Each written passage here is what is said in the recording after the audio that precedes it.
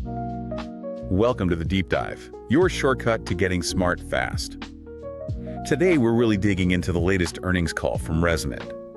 You know, the global leader in connected health for things like sleep apnea and COPD. We've gone through all the details from their Q4 Fiscal Year 2025 call that was just yesterday, July 31st. And our goal here is pretty simple. Pull out the key insights, figure out the strategy, and help you understand what it all means. Exactly. Our mission today is to break down the financials, dissect what management is really trying to tell us strategically, and maybe most interesting, try to figure out why the market reacted the way it did. By the end, you should have a really solid grasp of where ResMed is and maybe where it's headed. All right, so this ResMed earnings call, it really threw a curveball, didn't it? I mean, on paper, fiscal 2025 finished super strong. But there's this twist right at the start that we really need to unpack. You're absolutely right to flag that. Looking at the headline numbers, GAAP EPS was $2.58. That's a huge 30% jump year over year, and it beat estimates by $0.12. Pretty decisive. And the non-GAAP number was strong too.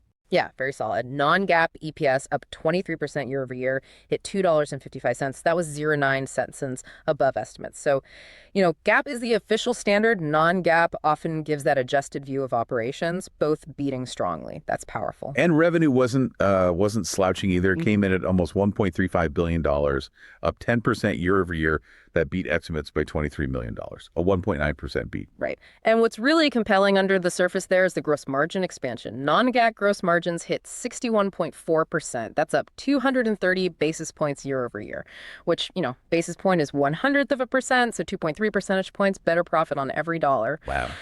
And operating cash flow was incredibly strong, too. $539 million shows the core business is just generating a ton of cash. They even raised their quarterly dividend by 13% to 60 cents per share. So just to recap, strong beats, top and bottom line, great margin expansion, giving cash back to shareholders. Sounds, well, perfect. It absolutely does. And that's where things get interesting, because what's really fascinating here and the puzzle for us today is that despite these, frankly, stellar results, ResMed shares actually slid almost 2% in after hours. That's not just noise. It suggests a much more nuanced market reaction. Okay, so that's the mystery.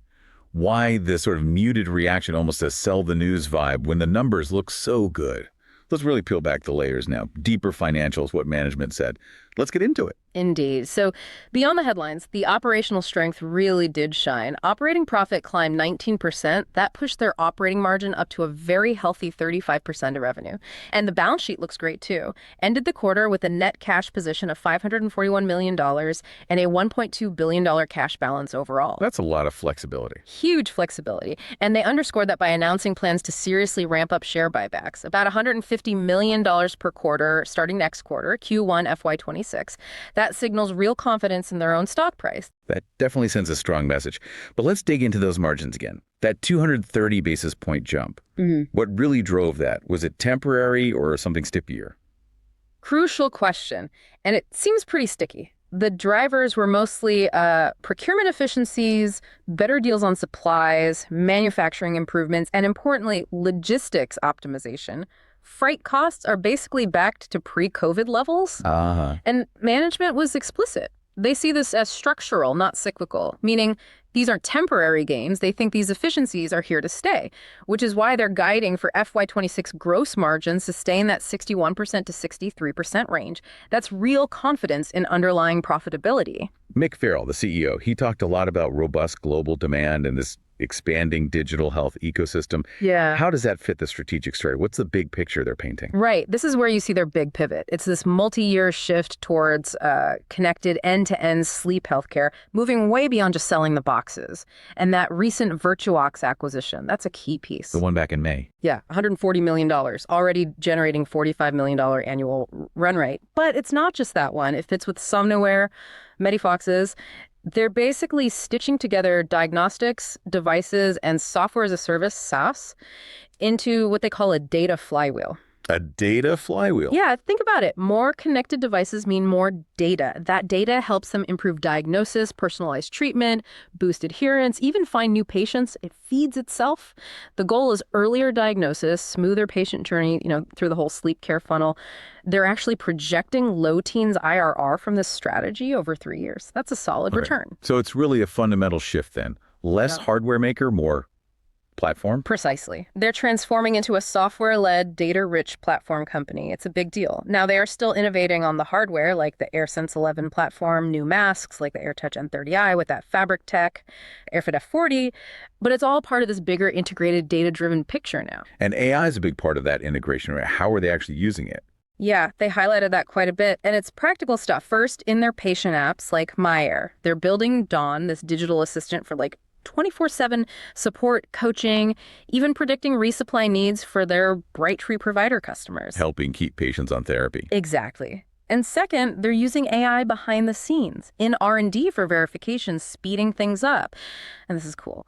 Virtual fitting studies, simulating thousands of patients instead of long, costly in-person trials for masks. That's a potential game changer for development speed. That is impressive. Okay, what about sales and marketing? SG&A as a percent of revenue looked better, but what's the story there? Well, the percentage improved, but the actual dollars spent on SG&A went up. Higher employee costs plus new marketing pushes. They launched a big brand evolution strategy and targeted direct-to-consumer campaigns to find those undiagnosed patients, especially where they can market directly. Trying to grow the funnel from the start. Right. And maybe the most interesting part was their expanded education, the CME programs for primary care docs. They said 75% of doctors taking those programs intend to change how they handle sleep health. That's not just awareness, that's changing behavior, could really move the needle on future patient flow. Interesting. The CEO also touched on the CMS competitive bidding program. Yeah. How's ResMed viewing that? Is it a major worry? Management sounded pretty measured about it, said they have a long history of working with policymakers. Their focus is patient access and fair reimbursement for the HME providers, the folks who actually get the devices to patients. Right. And their key point was that current Medicare rates are pretty much in line with private insurance rates now. So the thinking is this round might be less disruptive than past bidding rounds, which sometimes really squeezed prices. Something to watch, but maybe not a huge headwind this time. Okay, now for the big one everyone's talking about. GLP-1 obesity drugs. Threat or opportunity for ResMed? This was maybe the biggest counter-narrative insight. Management sees GLP-1s as a long-term catalyst, believe it or not a threat. And they brought data. Data. Real kind. They reported an 11% higher rate of patients prescribed GLP-1s actually starting CPAP therapy. And get this, those patients stick with it better. 3% higher resupply rates at 1 year, 5% higher at 2 years compared to controls. Wow. So the drugs are actually leading more people to treatment and they're sticking with it longer. Exactly. The idea is GLP-1s are driving awareness, leading to more diagnoses. It's actually expanding the funnel, not shrinking it. Sure. Totally counterintuitive for some, but seemingly a net positive for ResMed right now. It really changes the narrative, doesn't it? Oh. Okay, any quick highlights on product sales around the world? Yeah, definitely. Device sales in Europe, Asia, other regions up 10% constant currency. That's well ahead of the mid-single-digit market growth there, so suggests they're taking share. And in the US, Canada, Latin America, masks and other sales were up 12%. Strong resupply, new patients, plus that extra bit from Virtuox kicking in. It really raises the question, can they keep outperforming the market like this? Is it sustainable? Good question. And finally, guidance. What did they actually say about fiscal 26? Did they put numbers out there? No formal numeric guide, which sometimes makes markets nervous, but they set a clear target. Double-digit revenue growth and keeping those gross margins strong, above 60% for FY26, plus continued bolt-on M&A. So qualitatively very confident about operations and the strategy. Okay, so let's try and tie this all together. We've got these really strong numbers, this clear strategic shift to digital positive comments from management, and yet the stock takes a dip. What does this mean for you, the investor, looking at this? Right, back to that core puzzle. Yeah. And connecting the dots, that immediate dip, it really smells like profit taking. Sell the news. ResMed hit a fresh 52-week high the day before earnings came out. Okay, so the good news was maybe already baked in. Seems likely. The bar gets set really high after a run like that. The market's basically saying, okay, great quarter, but is there enough new upside from here? And trading volume was high before the announcement, too. Maybe some people locking in gains early.